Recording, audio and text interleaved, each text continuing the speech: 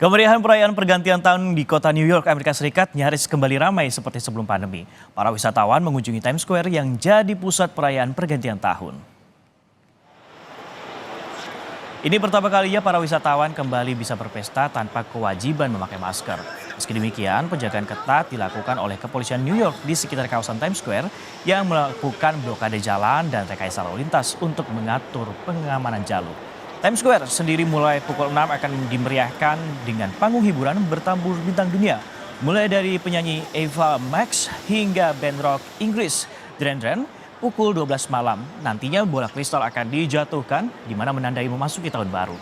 Ini jadi tradisi tahun baru di Times Square sejak tahun 1907.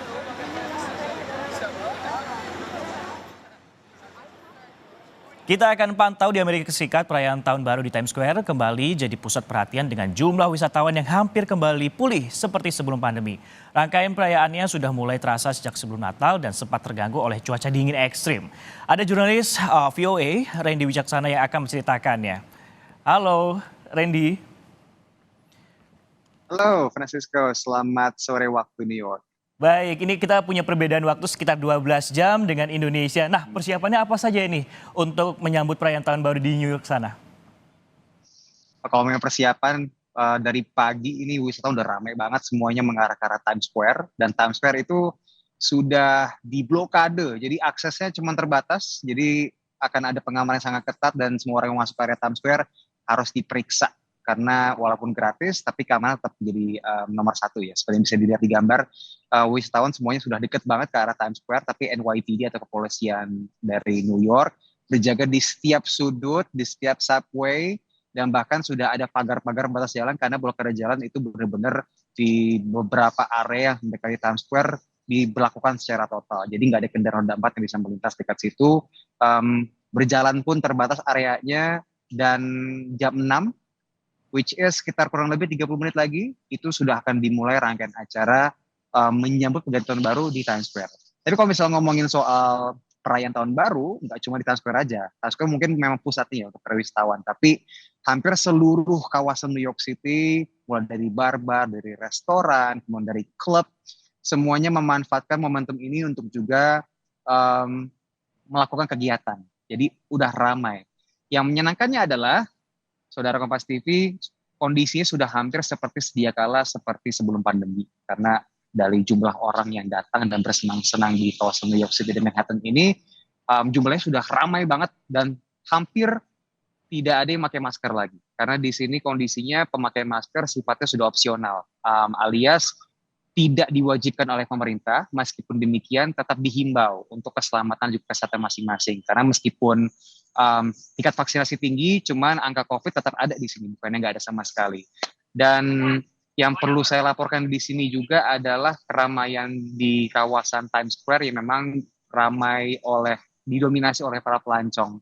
Jadi di bulan Desember ini menjadi bulan favoritnya para pelancong untuk menikmati dekorasi Natal dan Tahun Baru yang memang meriah banget di sini, Saudara Kompas TV. Puncaknya nanti pukul 12 malam adalah penjatuhan bola yang sudah menjadi tradisi dari tahun 1907, bayangin.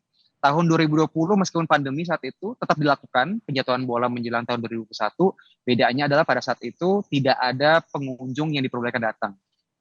Boleh dijatuhkan pada saat tahun 2020 sebagai bentuk penghormatan aja kepada para nakes pada tahun 2020 yang berjuang keras untuk menyelamatkan orang-orang yang terdampak COVID-19.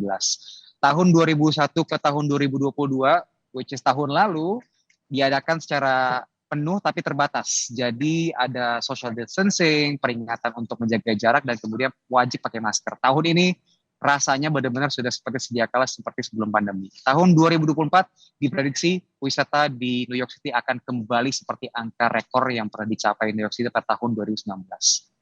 Baik Randy, pelonggaran untuk aktivitas ataupun nantinya juga perayaan di New York sendiri sudah dilonggarkan oleh pemerintah sana. Nah, kalau untuk mengantisipasi cuaca ekstrim di sana itu seperti apa Randy? Bisa kamu ceritakan? Antisipasi mungkin sudah lewat ya, karena cuaca ekstrimnya terjadi pekan lalu justru menjelang Natal. Saya ingat banget keluar pada sore hari itu masih pakai 2 layer jaket saja dengan kemeja untuk meliput Christmas market. Tiba-tiba pada pukul 5 sore ketika matahari terbenam, cuaca benar-benar turun ke angka -12. Itu baru di New York City. Ketika buka pemberitaan, itu benar-benar di beberapa wilayah di Amerika Utara cuacanya drop sangat ekstrim. Di kawasan upstate New York bagian atas ada nama kawasan namanya Buffalo. Nah, di situ menjadi salah satu area yang terdampak parah dengan cuaca ekstrim, badai salju dan juga banyak lokasi yang kemudian tertutup sehingga masyarakat yang memang sebenarnya sudah biasa dengan badai salju di situ kan memang kawasannya selalu dingin ya. Tapi kaget karena tidak mengantisipasi pada hari itu terjadi badai salju. Jadi dilaporkan per hari ini ada 40 orang tewas.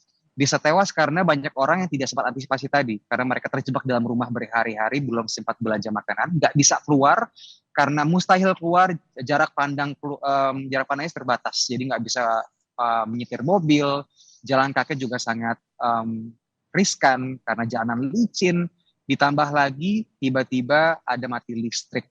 Nah, bersyukurnya per 3 hari lalu perlahan-lahan sudah menghangat, jadi warga Buffalo saat ini sudah bisa ikut merayakan tahun baru, tapi sambil menyeroki salju yang memang memenuhi halaman mereka. Francisco. Baik, terima kasih Randy Wicaksana, jurnalis VOA dari Amerika Serikat yang melaporkan langsung dari sana, dan memang situasi mulai kondusif baik itu masalah COVID ataupun juga cuaca ekstrim. Selamat kembali bekerja dan juga bertugas Randy.